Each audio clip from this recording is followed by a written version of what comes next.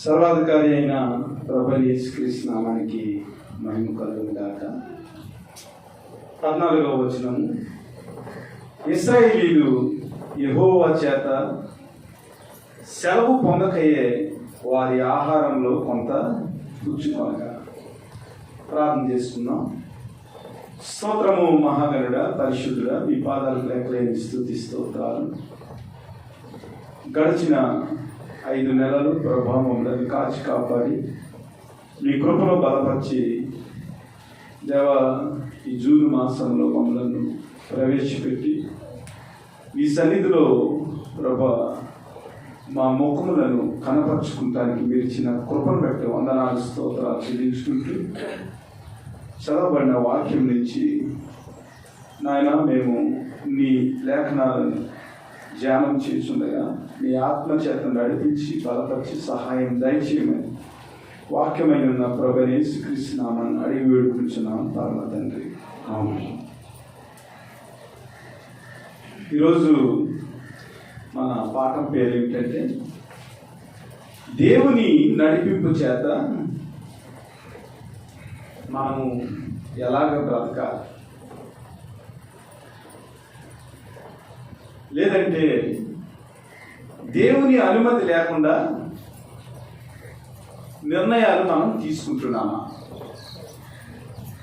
2 రకాలుగా దీని గురించి మనం ఆలోచన చేయాలి. క్రైస్తవ జీవితము దేవుని మీద ఆనుకుని బ్రతికే జీవితము.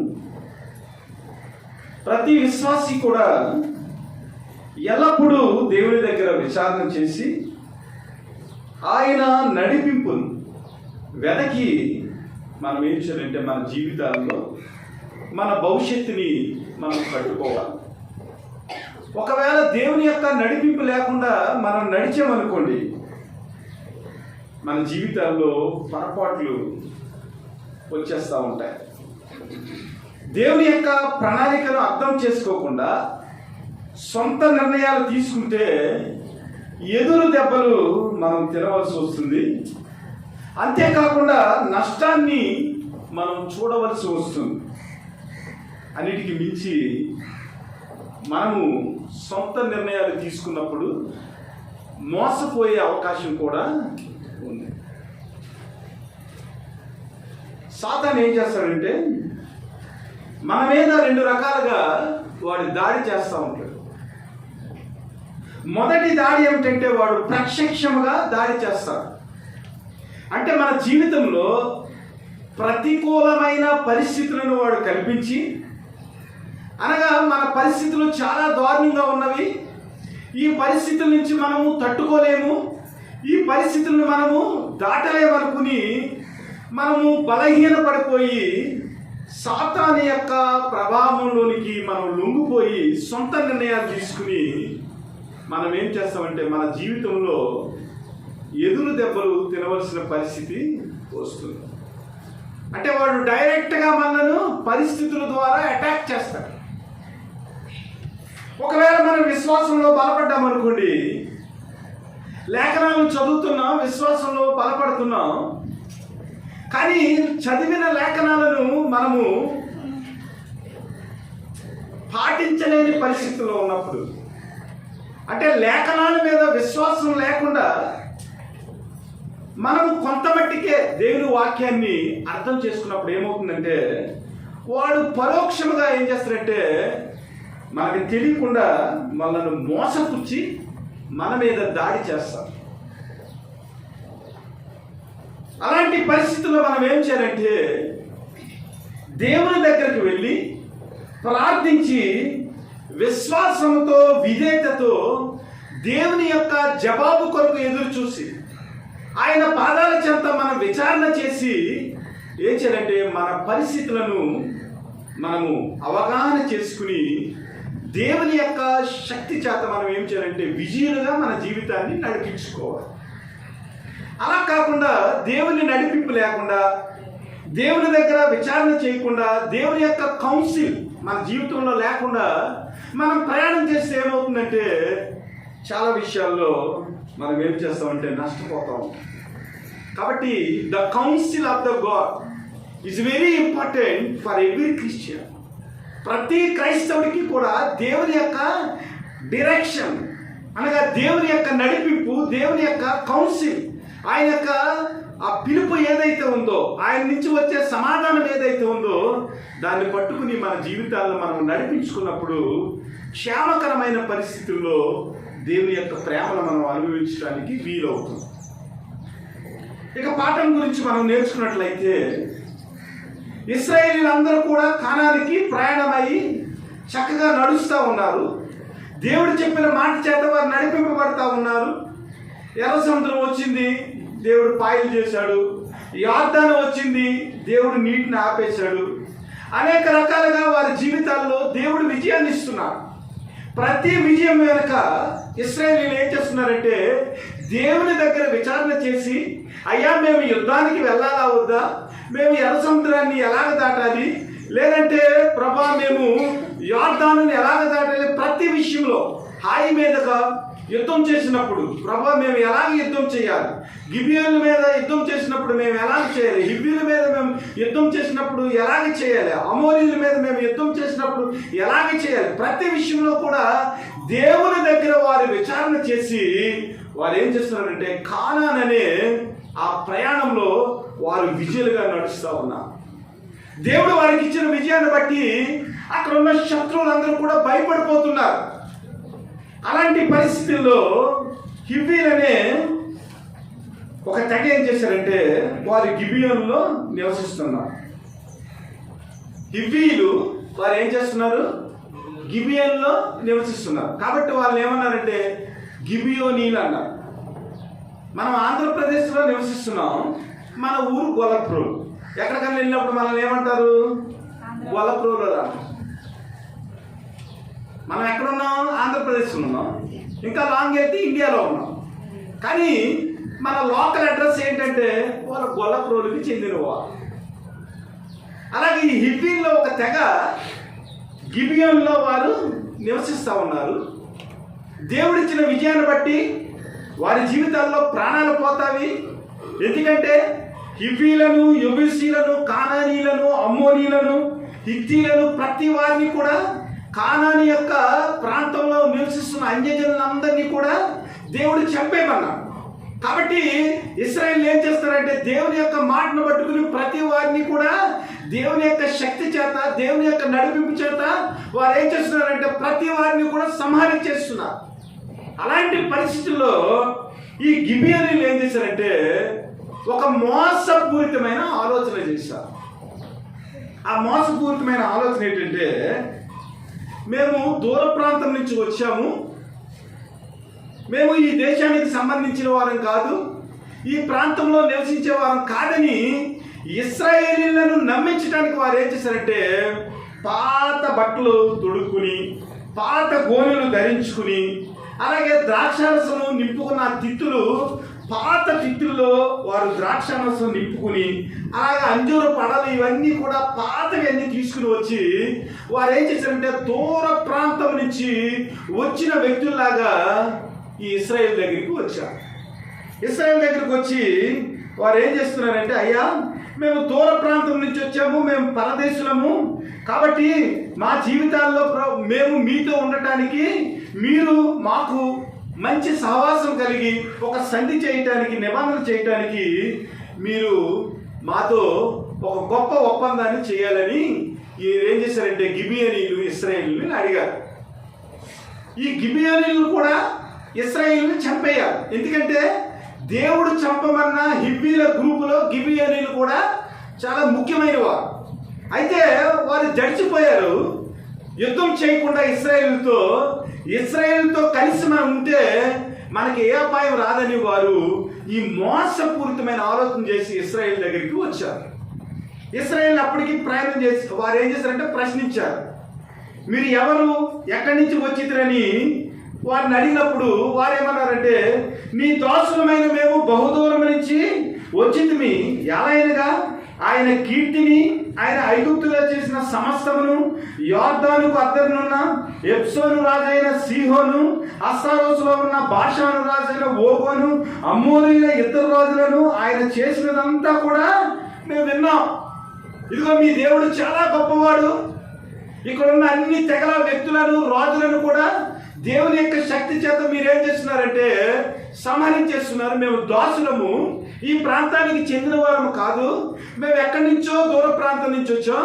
అవసరమైతే మా వస్త్రాలను పరిశీలన చేయండి, మేము వాడుతున్న సిద్ధులను, మీరు ద్రాక్షారసం నింపిన ఆ సిద్ధులను మీరు ఒకసారి చూడండి, మేము వేసుకున్న జోళ్ళు చూడండి, అవి ఎంతో పాతికిల్లిపోయిన జోళ్ళు, ఎప్పటి నుంచో మేము ప్రయాణం చేస్తున్నాం, దూర ప్రాంతం నుంచి వస్తున్నాం. కాబట్టి మీరు ఇవన్నీ గమనించి ఈ ప్రాంతానికి సంబంధించిన వారు కామని మీరేం చేయాలంటే మాతో నిబంధన చేయాలని గిబియోనీయులు ఇశ్రాయేలీయులకి నమ్మకం వచ్చేలాగా వారి యొక్క ప్లాన్ని అక్కడ అమలు చేశారు.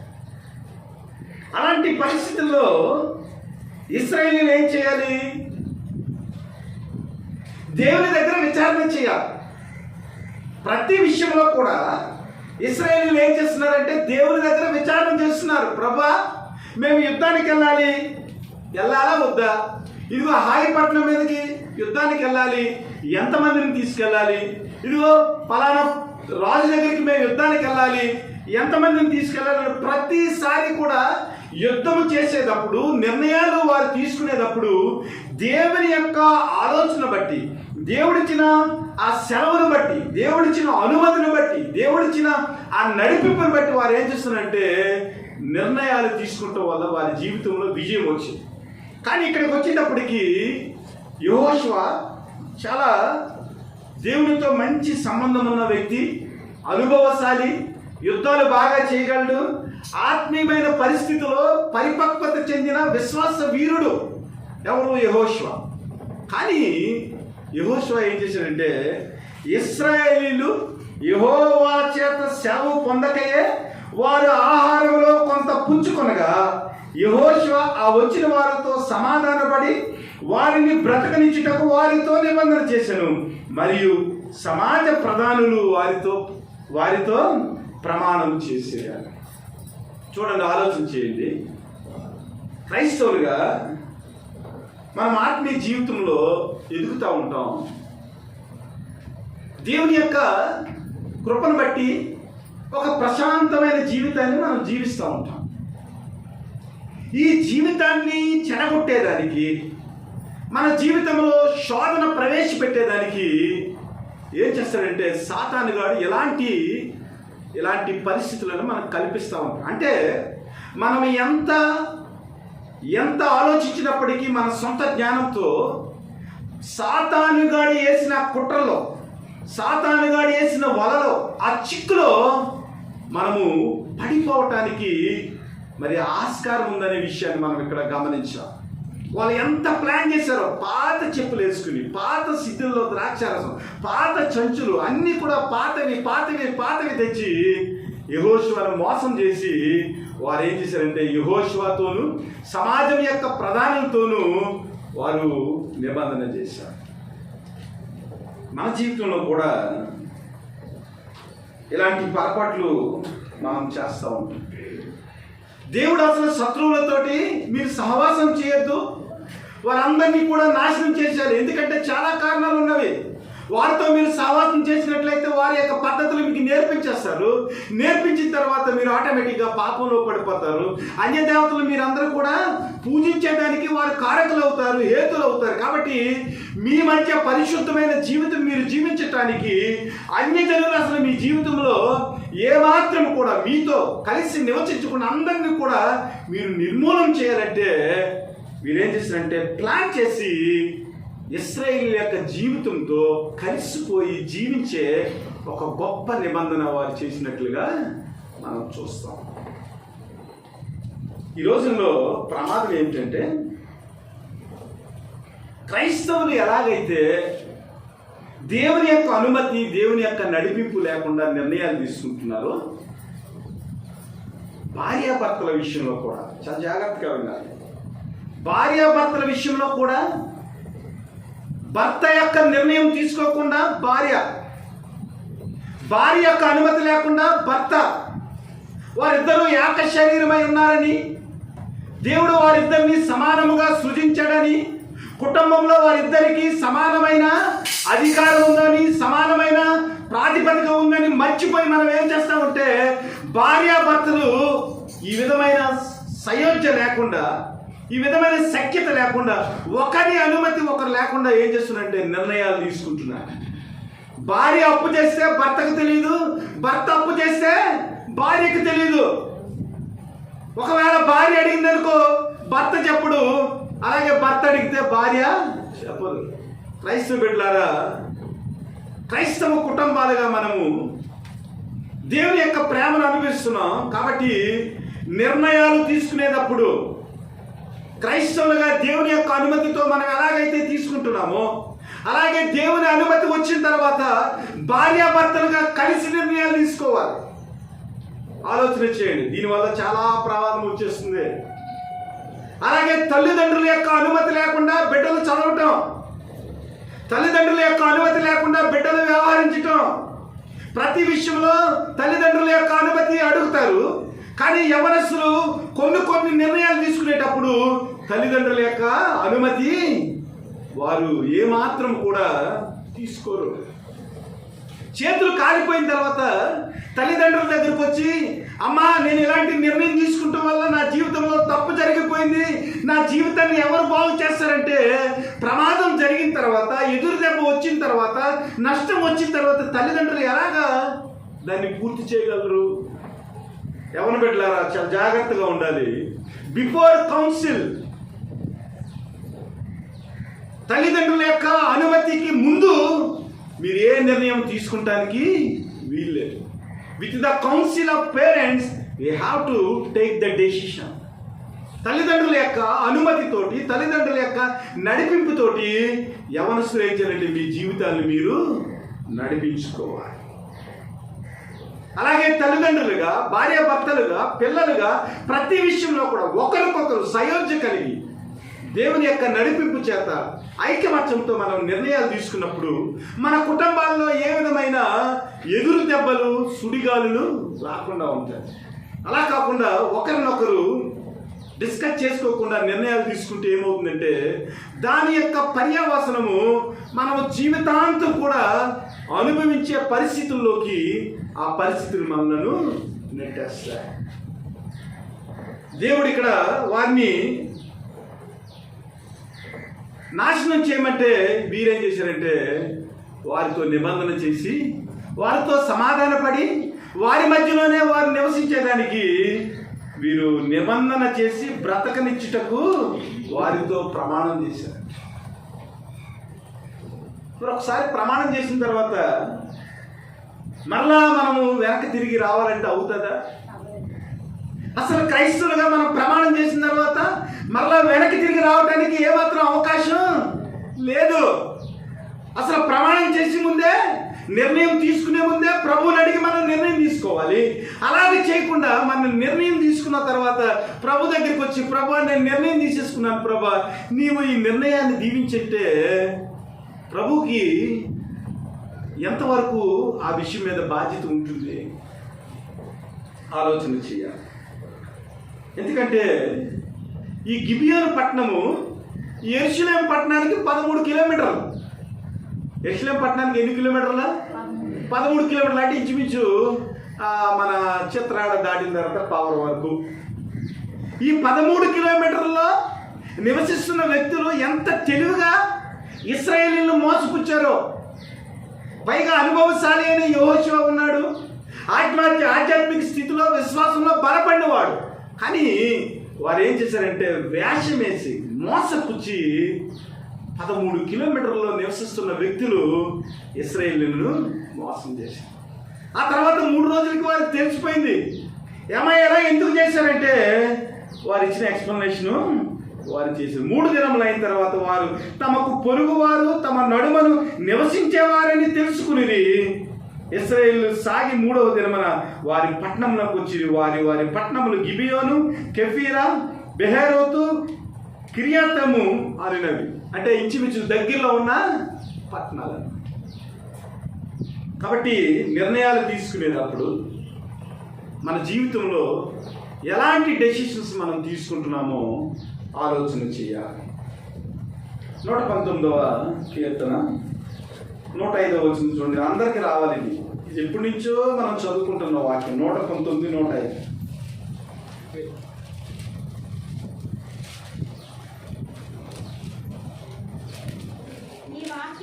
నీ వాక్యము నా పాదములకు దీపమును నా త్రోవకు వెలుగునై. ఎప్పుడైనా నిర్ణయాలు తీసుకునేరా, ఇదిగో నా బిడ్డ పలానా చదవాలి నాయనా, ఇదిగో నా బిడ్డకు పెళ్లి చేయాలి నాయనా, ఇదిగో నా బిడ్డ విషయంలో ఎలాంటి నిర్ణయం తీసుకోవాలి నాయనా, స్కూల్కి జాయిన్ చేయాలి నాయనా, లేదా నా బిడ్డ విషయంలో పలానా విషయంలో అనారోగ్య విషయంలో ప్రభా మరి ఇలాంటి పరిస్థితి వచ్చింది ప్రభా, నేను ఎలాగ నీ నుంచి ప్రభా ఆదరణ పొందుకోగలను అని ఎప్పుడైనా మనం ఆలోచన చేసినట్లయితే ఈ వాక్యం మనకు జ్ఞాపకం రావాలి. నీ వాక్యము నా పాదములకు దీపమును నా త్రోవకు వెలుగై ఉన్నది. అయితే ఆ వెలుగును మనం ఆశ్రయించలేక మనం ఏం చేస్తామంటే చీకటిలోనికి వెళ్ళిపోతాం, చీకటి నిర్ణయాలు తీసుకుంటా ఉంటాం, శ్రమంలోనికి మనము వెళ్ళిపోతా ఉంటాం. దీని గురించి యెషయా గ్రంథంలో 30వ అధ్యాయము 1-2 వచనాలు ఒకసారి చూడండి. యెషయా గ్రంథము 30వ అధ్యాయము 1-2 వచనాలు. యెహోవా వాక్కు ఇదే, లోబడని పిల్లలకు శ్రమ, పాపమునకు పాపము కూర్చుకున్నట్లుగా వారు నన్ను అడుగక ఆలోచన చేయుదురు, నా ఆత్మ నియమింపని సంధి చేసుకుందురు. అర్థమైంది కదా? ఇశ్రాయేలు పని దేవునికి లోబడిని ప్రజలుగా వారు ఉన్నారు.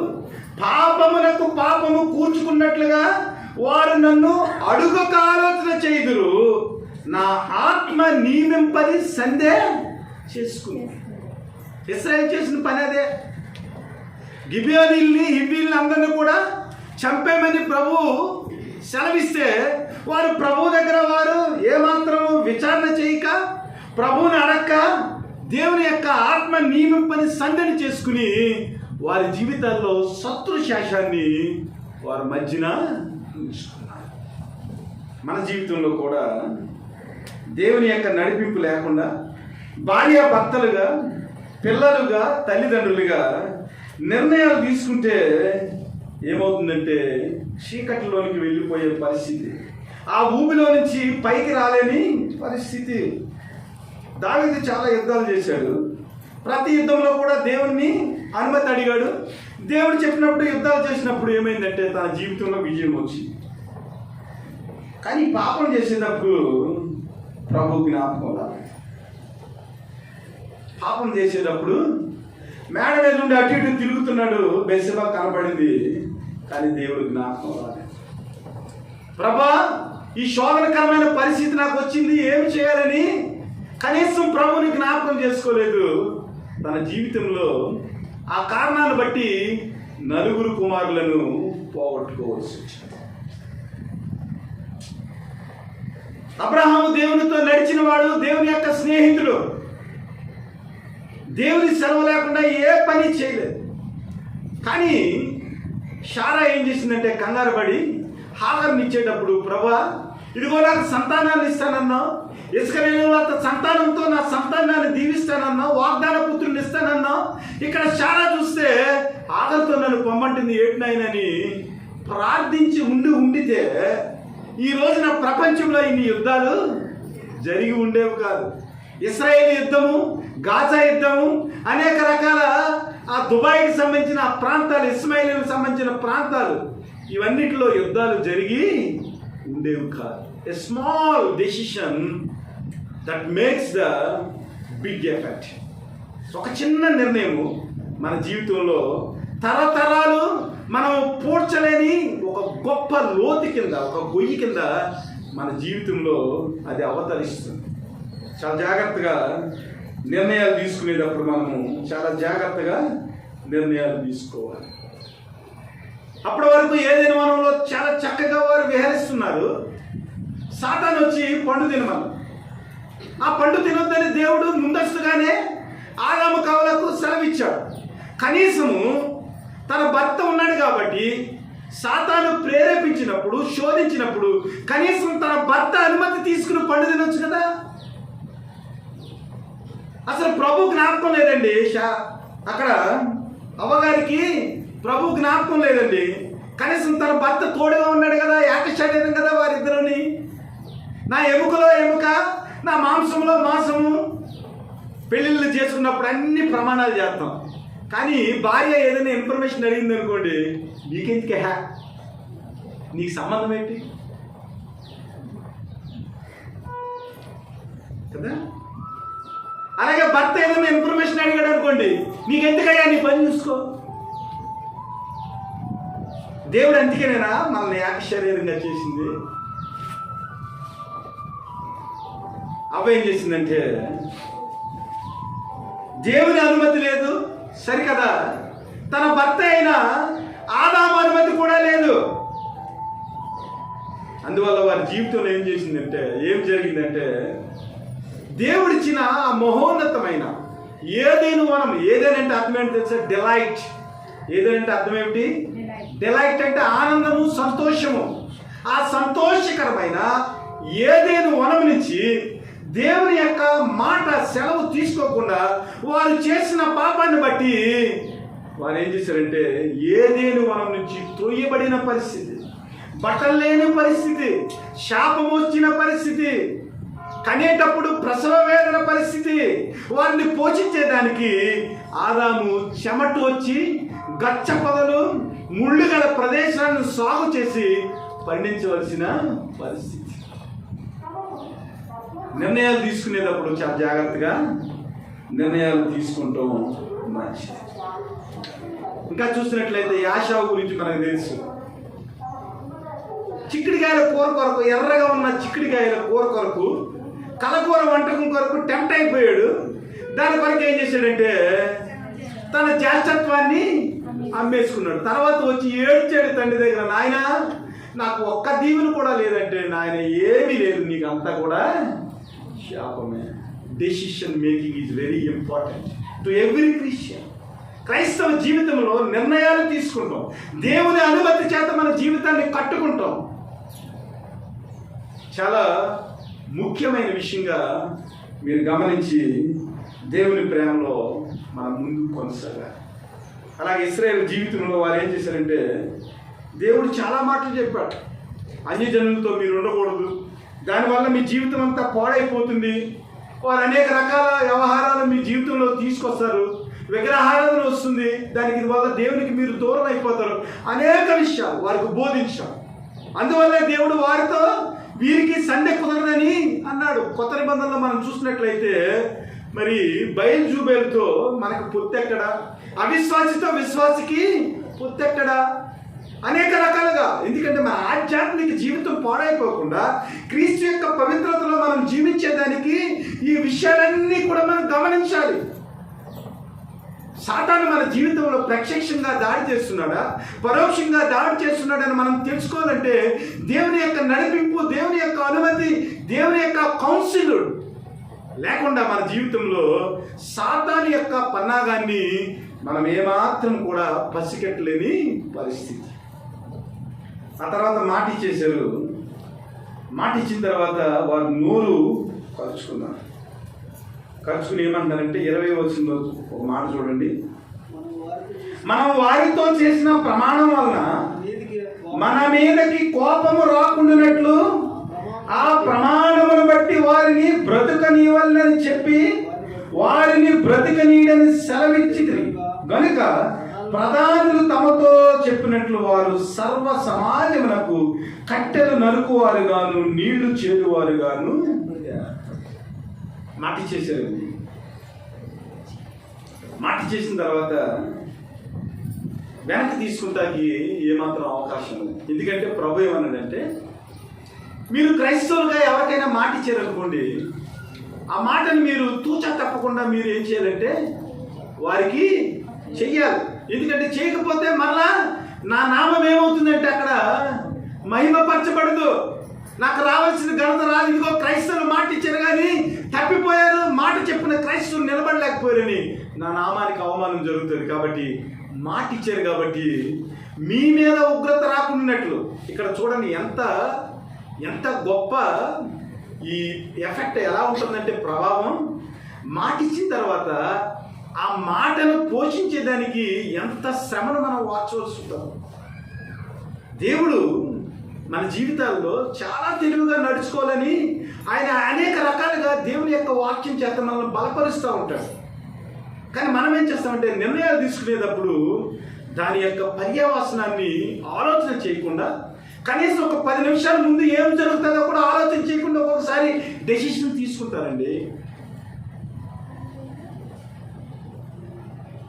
అలాగా ఇదిగో మనము ఒప్పుకున్నాం కాబట్టి, ఒప్పుకున్నది మనం నెరవేర్చకపోయినట్లయితే మరలా కోపము మన మీదకి వస్తుంది, దేవుని యొక్క ఉగ్రత మన మీదకి వస్తుంది. కాబట్టి మనము భరించాలి. అయితే వారు దేవాలయానికి కట్టెలు కొట్టేవారిగా, దేవాలయం పనులు చేసేవారిగా, నీళ్లు చేదేవారిగా, బానిసలుగా ఉండటానికి వారిని అనుమతి మనం ఇద్దామని వారు ఏం చేశారంటే అక్కడికి వారిని బానిసలుగా చేసినట్లుగా కనపడుతుంది.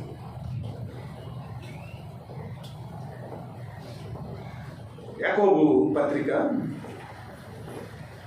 5వ అధ్యాయము 12వ వచనం ఒకసారి చూడండి. యాకోబు పత్రిక, నా సహోదరులారా ముఖ్యమైన సంగతి ఏదనగా ఆకాశము తోడని గాని భూమి తోడని గాని మరి దేవుని తోడని గాని ఒట్టు పెట్టుకొనక మీరు తీర్పు పాలు కాకుండానట్లు అవునంటే అవును కాదంటే కాదని ఉండవలేను. ఆలోచించేయండి. క్రైస్తవులు ఎంత జాగ్రత్తగా ఉండాలి. మాట విషయం, ఒప్పందం విషయం. మీరు తీర్పు పాలు కాకుండానట్లు అవునంటే అవును కాదంటే కాదు అని మీ స్వభావము, మీ మాట, మీ క్రియలు ఉండాలి. మత్తయి శుభవార్త ఎక్కువ ఎక్స్ప్లెయిన్ చేయటం లేదు. 5వ అధ్యాయం 37వ వచనం. మత్తయి శుభవార్త 5వ అధ్యాయము. మీ మాట అవునంటే అవును కాదంటే కాదని ఉండవలను. వీటికి మించినది దుష్టు నుండి పుట్టినది. క్రైస్తవులుగా 2 రకాల మనస్తత్వాలు మన జీవితంలో ఉండకూడదు. 2 రకాల మనస్తత్వాలు మన జీవితంలో ఉండకూడదు. మీ మాట అవునంటే అవును కాదంటే కాదు. వీటికి మించి ఏదైనా వచ్చిందనుకోండి, అది ఎక్కడి నుంచి వచ్చింది? దుష్టుడి నుంచి వచ్చింది, సాతాను నుంచి వచ్చింది. మనం ఏం చేస్తామంటే ఒక్కొక్కసారి పైన ముళ్ళ కంచెల పైన పూలు పేరుతూ ఉంటాం. మన మాటలు ఎలా ఉంటాయంటే, లోపలేమో మంచి దుష్టుని స్వభావం ఉంటుంది, పైన మాట్లాడేటప్పుడు వారికి ఏముంటుంది కనిపించింది. మన మాటల యొక్క తీపి ఎలా ఉంటుందంటే, పైన మంచి మల్లెపూలు సువాసనలా ఉంటుంది. అటు చెప్పం ఇటు చెప్పం, లోపల కూడా దాస్తూ ఉంటాం. పైన మట్టికి మన మాటలు పూల పాన్పుల్లాగా ఇతరులకు కనపడతాయి. కానీ దేవుడు ఏమంటాడంటే, మీ మాట అవునంటే అవును కాదంటే కాదు అన్నట్టు ఉండవాలి. వీటికి మించినది ఎక్కడి నుంచి వచ్చింది? దుష్టుడి నుంచి వచ్చింది, నా నుంచి వచ్చింది కాదు. కాబట్టి మన జీవితంలో తీర్పు పాలు కాకుండా ఉండేదానికి మనం ఏం చేయాలంటే, మన మాట అవునంటే అవును కాదంటే కాదన్నట్లుగా ఉండాలి. ప్రసంగి 5వ అధ్యాయము 4-5 వచనాలు ఒకసారి చదవండి.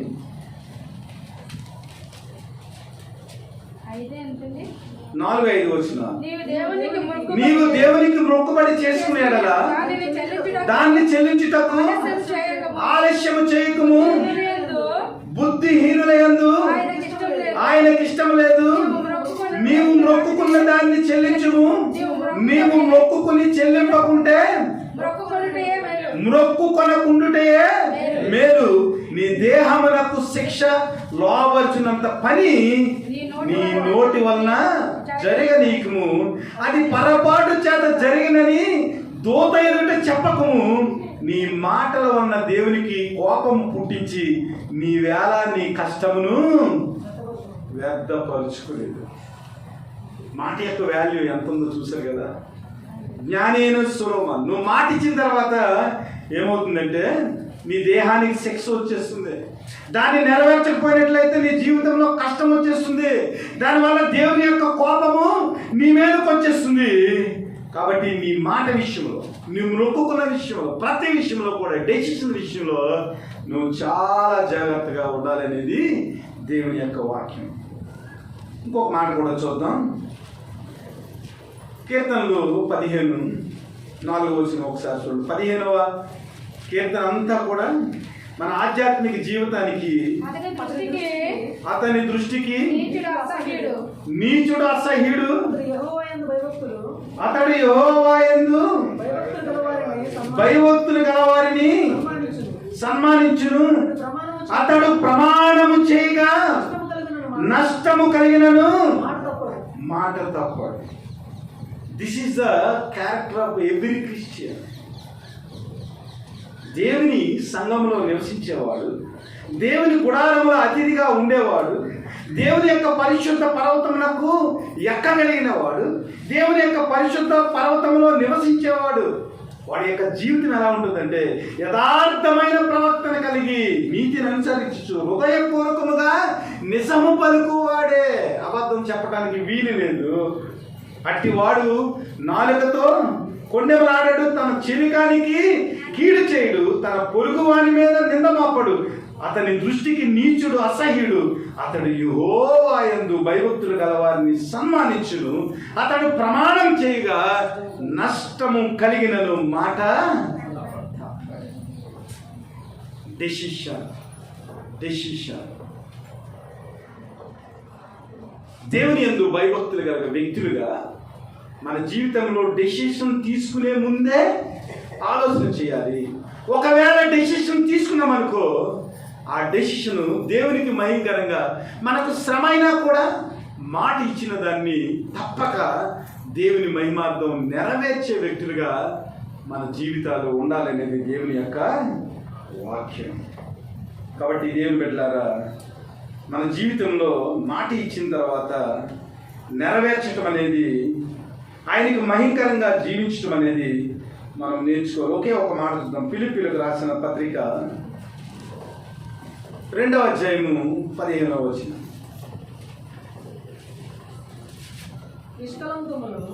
నిష్కలంకులను అనింజులైన దేవుని కుమారులగునట్లు సనుగులను సంశయములను మాని సమస్త కార్యములను చేయి. ఇది క్రీస్తు కొరకు. ఇక డెసిషన్ తీసేసుకున్నాం. డెసిషన్ తీసుకున్న తర్వాత మన చేతుల్లో ఏమీ లేదు. కాబట్టి మనల్ని ఎవరు నిందించకుండా, మనం నిందపాలు కాకుండా, దేవుని కుమారులుగా మనం ఎంచుకుని ఇంకన్నీ మానేసి మాట ఇచ్చాం కాబట్టి సమస్త కార్యములను చేయి. అంతే, ఇంకా మనం చేసేది ఏమీ లేదు. అయితే ఇందులో ఒక ఆధ్యాత్మిక పాఠం ఉంది, దాన్ని కూడా మనం చూద్దాం. ఇక్కడ దేవుని యొక్క ప్రజలకు భయపడి వారు అబద్ధం చెప్పారు. దేవుని యొక్క ప్రజలకు భయపడి వారు ఏం చేశారు? అబద్ధం చెప్పారు. ఎప్పటి వరకు ఇశ్రాయేలు జీవితం గురించి మనం ఆలోచన చేసాం, క్రైస్తవులుగా మనం ఎలా ఉండాలనేది ఆలోచన చేసాం. ఇది అందరికీ సంబంధించిన సబ్జెక్ట్. ఇతరులు తప్పు చేశారని, ఇతరులు మనకు నష్టం చేశారని మనం నష్టం చేయొచ్చా? ఇతరులు అబద్ధం చెప్పారని మనం అబద్ధం చేయొచ్చా? ఆలోచన చేయండి.